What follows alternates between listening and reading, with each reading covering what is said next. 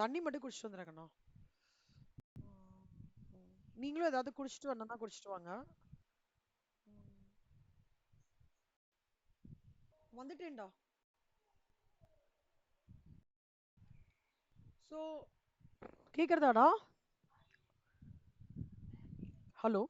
ஆ, மித்ரா வந்துட்டாங்களா? ஓகே.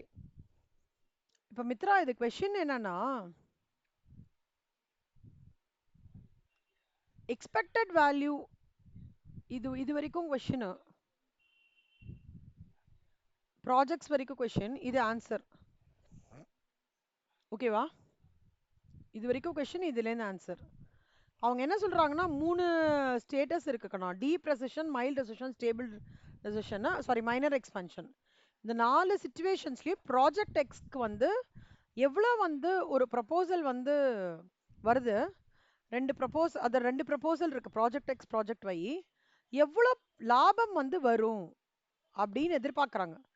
அது ஒரு ப்ராஜெக்ட் எக்ஸ் லாபம் வந்து 2 லட்சம் வருமா டீப் ரெசிஷன் இருந்தா கூட, ஆனால் ப்ராஜெக்ட் ஒய்க்கு 1 லட்சம் தான் வருமா.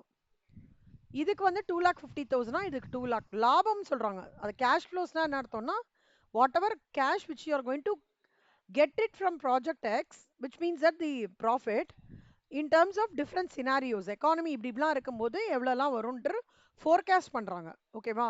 அதோட சேர்த்து ப்ராபபிலிட்டி கொடுக்குறாங்க. டீப் ப்ரிசிஷன் ஆனால் 5%, மைல்ட் டெசிஷன்னா 10% கொடுக்குறாங்க. நம்ம என்ன பண்ணோம், expected value of cash flows வந்து கண்டுபிடிக்கிறோம். ப்ராபபிலிட்டி எழுதிக்கோங்க, கேஷ் ஃப்ளோஸ் எழுதிக்கோங்க, திஸ் இன்டு திஸ் பண்ணிக்கோங்க. எக்ஸ்பெக்டட் வேல்யூ வந்து ப்ராஜெக்ட் எக்ஸை பொறுத்த வரைக்கும் 3,12,500, ப்ராஜெக்ட் ஒய்யை பொறுத்த வரைக்கும் 3,25,000. புரியுதா? இது இதுல ஏதாவது டவுட் இருக்காடா? இதை ஆட் பண்ணா இதுல எது ஹையஸ்டா வருது? ப்ராஜெக்ட் வை தானே ஹையஸ்டா வருது. ஸோ நான் எக்ஸ்பெக்டட் வேல்யூ பேஸ் பண்ணி நான் ஒரு ப்ராஜெக்டை சூஸ் பண்ணனா ப்ராஜெக்ட் வை தான் சூஸ் பண்ணணும் அப்படின்றது பாயிண்ட் நம்பர் 1. புரியுதா? இதுல எக்ஸ்பெக்டட் வேல்யூனா என்ன அப்படின்னா, average value or mean of the possible values. இந்த கேஷ் வேல்யூ வந்து, அதாவது ஒரே கேஷ் ஃப்ளோஸை வந்து நான் ரிப்பீட் பண்ணிட்டே இருந்தேன்னா, அப்போ ஒரே கேஷ் ஃப்ளோஸாக இருந்ததுன்னா 5% of the time the cash flow would be 2 lakh, 10% of the time it would be 2,50,000. அந்த மாதிரி சொல்றாங்க கேஷ் ஃப்ளோஸ் இருக்கும்னு சொல்றாங்க. அப்போ எக்ஸ்பெக்டட் வேல்யூன்றது என்னன்னா, ஒவ்வொரு சினாரியோக்கும் ஒரு வெயிட்டேஜ் கொடுத்து, அதாவது அந்த ப்ராபபிலிட்டி தான் வெயிட்டேஜ் கொடுத்து பண்ணும்போது நம்மளுக்கு என்ன வேல்யூ அரைவ் ஆகுதோ அதை தான் எக்ஸ்பெக்டட் வேல்யூன்னு சொல்றாங்க. ஸோ இந்த பேராகிராஃப் வந்து வாட் இஸ் எக்ஸ்பெக்டட் வேல்யூக்கான மீனிங். அடுத்த பேராகிராஃப் என்ன சொல்றாங்கன்னா, எக்ஸ்பெக்டட் வேல்யூட அட்வான்டேஜஸ் என்ன. இப்போ அதாவது இதுல என்ன டிஸ்கஸ் பண்றாங்கன்னா, எக்ஸ்பெக்டட் வேல்யூ அட்வான்டேஜ் என்ன, டிஸ்அட்வான்டேஜ் என்ன. அட்வான்டேஜ் என்ன அப்படின்னா, இப்போ நீங்க வந்து எக்கானமி டீப் ரெசெஷன் பார்த்தீங்கன்னா, ப்ராஜெக்ட் எக்ஸ் பார்த்தீங்கன்னா 2 லட்சம் கேஷ் ஃப்ளோ தருது. அதே மைல்டு ரெசெஷன்னா 2,50,000. மே ஆனா இதே சிச்சுவேஷன் ப்ராஜெக்ட் ஒய்க்கு எப்படி கொடுக்கறது, 2 lakhs தான் கொடுக்கறது. கரெக்டா? மைல்டு ரெசெஷன்ல இதுக்கு வந்து 2,50,000 கொடுக்கறது, ஆனா இதுக்கு 2 lakhs தான் கொடுக்கறது. ஆனா மைனர் எக்ஸ்பான்ஷன்ல இதுக்கு 3,50,000 கொடுக்கறது, இதுக்கு 4 lakhs கொடுக்கறது. அப்போ என்ன அர்த்தம், ஒரு டைப் ஆஃப் ப்ராபபிலிட்டி, ஒவ்வொரு டைப் ஆஃப் எக்கனாமிக் சிச்சுவேஷன்லயும் ப்ராஜெக்ட் எக்ஸ்க்கும் ப்ராஜெக்ட் ஒய்க்குமான வேரியேஷன்ஸ் இருக்க தான் இருக்கு. டீப் ரெசெஷன் போது ப்ராஜெக்ட் எக்ஸ் நல்லா பிக்கப் ஆகுறது, மைனர் எக்ஸ்பான்ஷன் போது ப்ராஜெக்ட் ஒய் நல்லா பிக்கப் ஆகுறது. புரியுறதாடா? உங்களால அந்த அந்த இது கம்பேரிசன் பண்ண முடியுதா ஒரு பாயிண்ட்டுக்கும்? இது மட்டும் எல்லாமே ஆவரேஜ் அல்ல. பட் இந்த எக்ஸ்பெக்டட் வேல்யூ என்ன சொல்றதுன்னா, நம்ம ஃபவுண்டேஷன்ல மேக்ஸ்ல வெயிட்டட் ஆவரேஜ் மீன் படிப்போம்ல. ஸோ ஒவ்வொரு சினாரியோக்கு வெயிட்டேஜ் கொடுத்து பண்ணும்போது உங்களுக்கு வர expected value takes into consideration of all the types of scenarios and finally giving you ஒரு நம்பர். இப்போ once one of the possible cash flows has been achieved, we will know that probability of the cash flow occurring was 100%, but the probability of other cash flows was 0. அதாவது ஒரு probability of cash flow வந்து எனக்கு 100% வருதுன்னா, இன்னொரு probability வந்து அது கண்டிப்பாக 0வாக தான் இருக்க முடியும் அப்படின்னு சொல்கிறாங்க. இதெல்லாம் எக்ஸ்பெக்டட் வேல்யூ பேஸ் பண்ணி பண்ணும்போது it takes into account the weighted ஆவரேஜ்ன்றதுனால all the permutation combination of all the scenarios taken into account. That is advantage. Disadvantage வந்து என்ன சொல்றாங்கன்னா, எக்ஸ்பெக்டட் வேல்யூ வந்து மோர் ரிலையபிள் தான். ஓகேவா? As a long run average forecast வந்து it is more reliable. But ஒரு net cash ஃப்ளோவோட ஒரு இண்டிவிஜுவல் ப்ராஜெக்ட்டுக்கு நான் ஃபோர்காஸ்ட் பண்றேன் அப்படின்னா அது லெஸ் ரிலையபிள் சொல்றாங்க. ஞாபகம் வச்சுக்கோங்க கண்ணா, லாங் ரன் ஆவரேஜ் ஃபோர்காஸ்ட்டுக்கு எக்ஸ்பெக்டட் வேல்யூஸ் மோர் ரிலையபிள். ஆனா ஒரு net cash flow for an individual ப்ராஜெக்ட்டுக்குன்னு எடுத்துக்கும் போது which is for might be for a short span of time, அதுக்கு லெஸ் ரிலையபிள் சொல்றாங்க. ஆக மொத்தம் despite not being a reliable forecast expected value சி இது நான் இது கரெக்டான மெத்தடா இல்லையா அப்படின்றது அனலைஸ் பண்றதுக்கு பதிலா எக்ஸ்பெக்டட் வேல்யூ வந்து நம்மளுக்கு எப்போவுமே வந்து ஒரு நல்ல மெத்தட் தான் ஃபோர்காஸ்ட் பண்றதுக்குன்றது ஒரு ஜென்யூனாக அண்டர்ஸ்டாண்ட் பண்ணியிருக்கிற ஒரு விஷயம், ஜென்யூனா எல்லாரும் ஃபாலோ பண்ற விஷயம்னு சொல்லிட்டு கன்க்ளூட் பண்றாங்க. அதான் இதோட மீனிங். இல்லஸ்ட்ரேஷன் 16 பாத்தீங்கன்னா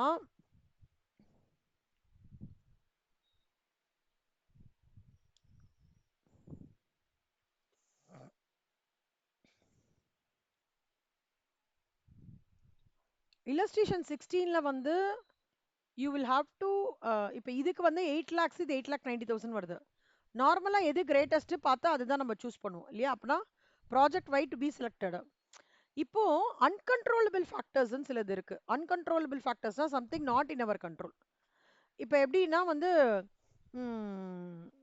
அன்சர்டைன் என்விரான்மெண்ட்னு சொல்லுவாங்க. இப்போ நல்லா ஞாபகம் வச்சுக்கோங்கன்னா, uncontrollable factors are called as events or states of nature. ஒரு ப்ராடக்ட் லான்ச் சிச்சுவேஷன்ல ஒரு ப்ராடக்ட் வந்து காம்படிட்டர் வந்து என்னை விட ஜாஸ்தியாகவும் ப்ரைஸ் கொடுக்கலாம், கம்மியாகவும் ப்ரைஸ் கொடுக்கலாம். கரெக்டா? அப்போ காம்படிட்டர் எண்ட்ல இருக்கிற மூவை வந்து நம்மளால கண்ட்ரோல் பண்ண முடியுமா? கண்ட்ரோல் பண்ண முடியாது இல்லையா? கரெக்டா? இதெல்லாம் தான் அன்கன்ட்ரோலபிள் ஃபேக்டர்ஸ்னு சொல்லுவாங்க. இப்போ நம்ம எப்ப பாரு நம்ம ப்ராஃபிட், நம்ம நம்பர்ஸோட ப்ராபபிலிட்டி இது மட்டும் பார்க்க கூடாது. நம்மள சுத்தி இருக்கிற காம்படிட்டரோட மூவையும் நம்ம பார்க்கணும்.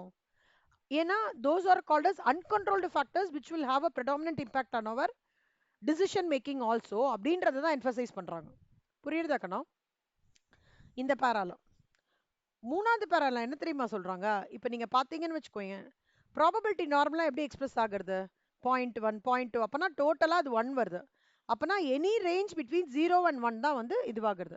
இப்போ வேல்யூ ஆஃப் 0னா அந்த விஷயம் நடக்கவே நடக்காது. புரியுறதாடா? வேல்யூ ஆஃப் 1னா கண்டிப்பா அது நடக்கும். அதை தான் மீன் பண்றாங்க. இப்போ நம்ம வந்து how do you rate your செல்ஃப்னு கேட்குறேன் மித்ரா. மேனேஜ்மெண்ட் அக்கௌண்டிங் ஓவராலாக how do you rate yourself? Be 1 வந்து ரொம்ப லோ, 5 வெரி கான்ஃபிடென்ட். எவ்வளோ ரேட் பண்ணுவீங்க?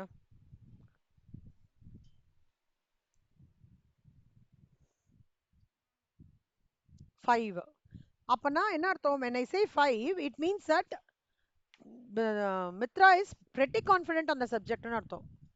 அந்த மாதிரி தான் சொல்லமா? இப்போ இவங்க வந்து லெட்ஸ் சே 0 அண்ட் 1ன்னு சொல்லும்போது 0.10ன்றது அதோட அக்கரன்ஸ் கம்மின்னு சொல்றாங்க. பட் 0.40ன்றது அக்கரன்ஸ் வந்து ஜாஸ்தி அப்படின்னு நம்ம எடுத்துக்கலாம். அப்பனா நான் event is expected to happen 4 times out of 10ன்னு அர்த்தம். புரியுதா செல்லம்? 0.1னா event is expected to happen 1 time out of 10. புரியுதா? அதை தான் வந்து இந்த ப்ராபபிலிட்டியோட மீனிங்கா சொல்றாங்க. ப்ராபபிலிட்டி ரேஞ்சோட மீனிங் சொல்றாங்க.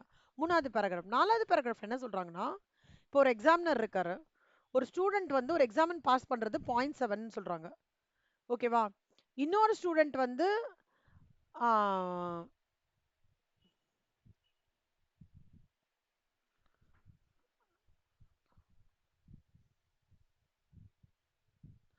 இது மாத்திக்கோங்க செல்லம்.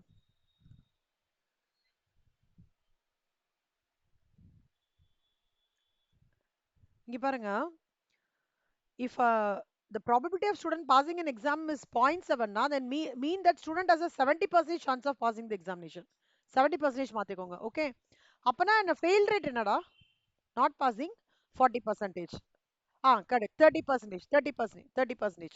ஸோ ஒன்று நீங்க இங்க 6ஆ மாத்திக்கோங்க.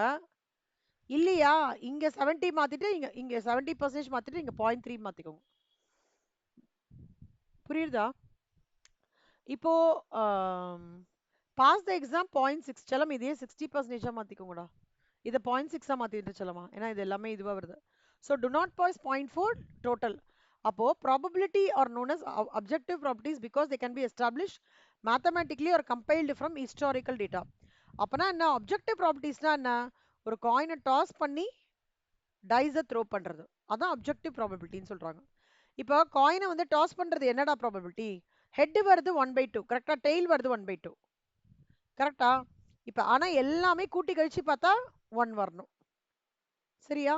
So repeated experiments past observations மட்டும் நம்ம எடுத்துக்க கூடாது, ஓகேவா? அதே மாதிரி நம்மளோட internal factors of the organization மட்டும் ப்ராபபிலிட்டியில் எடுத்துக்கூடாது. The external factors also should be taken into account, like காம்படிட்டர்ஸோட இது, நியூவா என்ன ப்ராடக்ட் வந்திருக்கு, அப்புறம் வந்து எக்ஸ்பர்ட் நாலேஜ், எல்லாமே should be taken into account which are impact on the future events அப்படின்னு சொல்றாங்க. Advantages of this approach is it provides more meaningful information than stating the most likely outcome. அப்பனா என்ன இது, இந்த கம்ப்ளீட் இதோட advantage என்ன சொல்றாங்கன்னா, இந்த அப்ரோச்ன்றது எதை மீன் பண்றாங்கன்னா ப்ராபபிலிட்டி டிஸ்ட்ரிபியூஷனா வச்சு ஒர்க் அவுட் பண்றது, எது எது அப்ராக்சிமேட்டா எவ்வளவு தூரம் நடக்கும் எவ்வளவு தூரம் நடக்காதுன்ற ஐடியா கொடுக்கறது அப்படின்றத சொல்றாங்க. புரியுதாடா? அதாவது இது வந்து ஒரு கேஸ் ஸ்டடி மாதிரி கண்ணா. அப்படி வச்சு you are trying to substantiate. The first paragraph talks about what are uncontrollable factors, second talks about probability range. இது வந்து ஒரு எக்ஸாம்பிள் கொடுத்து எக்ஸ்பிளைன் பண்றாங்க. இது வந்து தேசே இப்போ வந்து அனதர் எக்ஸாம்பிள் ஆஃப் காயின் சொல்றாங்க. இதுல என்ன சொல்றாங்கன்னா, நீ வந்து அதாவது உன்னோட இன்டர்னல் டிசிஷன்ஸ் மட்டும் எடுத்துக்காத, வெளியில இருக்கிற ஃபேக்டர்ஸையும் கன்சிடர் பண்ணி அதன் மூலமாவும் ப்ராபபிலிட்டி ஃபிக்ஸ் பண்ணிக்கோ அப்படின்றத சொல்றாங்க. So they talk about subjective probability, சரியா? when two things, two individuals வந்து ஒரு ஒரு அவுட்கம்க்கு வந்து பார்க்குறாங்க அப்படின்னா, எல்லா ஃபேக்டர்ஸையும் should be taken into accounts. Individual experts knowledge, past experience, observations of current variable, இது எல்லாமே பண்ணும். சொல்லமா இந்த மாதிரி சப்ஸ்டான்சியேஷன் ஃபைனல்ல டீடைல்டா பண்ணுவீங்கடா, இன்னும் டீடைல்டா பண்ணுவீங்க. ஓகே, இது வந்து ட்ரெய்லர் தான். Stage 2 management accounting interpretation trailer. Stage 3ல படம். ஓகேவா? End of the day as a cost accountant we should know to interpret the numbers. சரியா? அதான் அப்ஜெக்டிவ். அதுக்கு ஸ்லோவா அவங்கள ட்ரெயின் பண்றாங்க. ஸ்டேஜ் 1ல ஃபார்முலா மட்டும் கொடுத்து ஃபார்மேட் மட்டும் கொடுத்து ட்ரெயின் பண்றது. ஸ்டேஜ் 2ல கொஞ்சமா இன்டர்பிரேஷன் கொடுக்கறது. ஸ்டேஜ் 3ல படமே பண்ணுவீங்க. ஓகே, புரிஞ்சுதாடா? அவ்வளவுதான் சொல்லுமா.